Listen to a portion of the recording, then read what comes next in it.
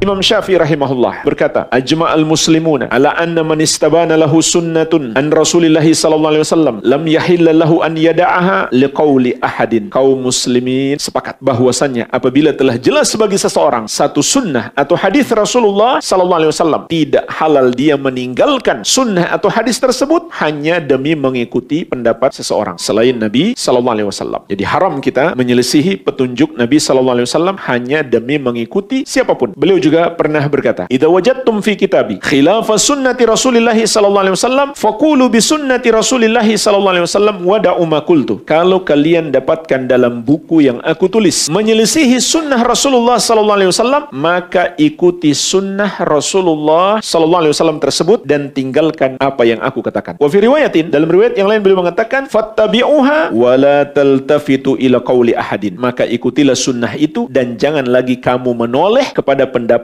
siapapun. Artinya, semua pendapat kalau bertentangan dengan petunjuk Nabi sallallahu alaihi wasallam tidak bernilai. Nggak perlu dianggap sama sekali. Dan beliau pernah suatu hari sangat marah. Kenapa jemaah sekalian? Dikisahkan oleh Al-Humaidi, salah seorang murid beliau. Dan kisah yang semisal juga diceritakan oleh Ar-Rabi bin Sulaiman, juga murid langsung Imam Syafi'i. Al-Humaidi bercerita, sa'ala rajulun asy-Syafi'iyya bi Misr an mas'alatin fa aftahu wa qala Nabi sallallahu alaihi wasallam kadza fa qala ar-rajul ataqulu bihadza. Seseorang bertanya kepada Imam Syafi'i rahimahullah ketika di Mesir tentang satu permasalahan. Maka Imam Syafi'i pun berfatwa kepadanya dengan mengatakan Nabi sallallahu alaihi wasallam bersabda tentang masalah ini seperti ini. Lalu orang itu bertanya lagi, apakah engkau berpendapat mengikuti hadis tersebut? Maka Imam Syafi'i rahimahullah kemudian marah dan berkata kepadanya, ara'aita fi wasati zunnaran? Apakah kamu melihat di perutku ada zunnar? Zunnar itu jemaah sekalian, ini juga faedah penting, banyak disebutkan dalam kitab-kitab para ulama. Ikat pinggang yang dipakai oleh pendeta ketika mereka pakai gamis. Ketika mereka pakai gamis, lalu mereka pakai ikat pinggang di luar. Ini cara pakai gamis yang tidak boleh, karena menyerupai para pendeta Nasrani. Jadi maksud ucapan Imam Syafi'i, apakah kamu lihat aku sudah jadi pendeta sehingga nggak mengikuti hadis itu? Marah beliau. Atarani kharajtu minal kanisah? Apakah kamu lihat aku keluar dari gereja? Aqulu qala Nabi sallallahu alaihi wasallam wa taqulu li ataqulu bihadza? Sehingga ketika aku berkata Nabi sallallahu alaihi wasallam bersabda, kamu masih bertanya, apakah kamu mengikuti hadis tersebut? Arwi an Rasulillah sallallahu alaihi wasallam wala aqulu bihi? Aku sendiri yang meriwayatkan dari Nabi sallallahu alaihi wasallam, bagaimana mungkin aku tidak mengikutinya? Dalam riwayat Ar-Rabi bin Sulaiman, farta'ada Syafi'i wasfarra launuhu wa qala waihak. Ketika ada orang yang bertanya seperti itu, tubuh Imam Syafi'i bergetar dan raut wajahnya berubah dan berkata kepada orang tersebut, celaka engkau. Ayu ardin tukilluni wa ayu sama'in tudhilluni idza rawaitu an Rasulillah sallallahu alaihi wasallam syai'an falam aqul bihi. Bumi mana yang bisa aku pijak dan langit mana yang dapat menaungi aku apabila aku meriwayatkan sesuatu dari Rasulullah sallallahu alaihi wasallam lalu aku tidak berpendapat dengannya. Dan masih banyak lagi jemaah sekalian ucapan-ucapan Imam Syafi'i rahimahullah yang sangat tegas memerintahkan kita untuk selalu meneladani Rasulullah sallallahu alaihi wa ala alihi wasallam. Al-Amwa, menemani ibadahmu juga hijrahmu.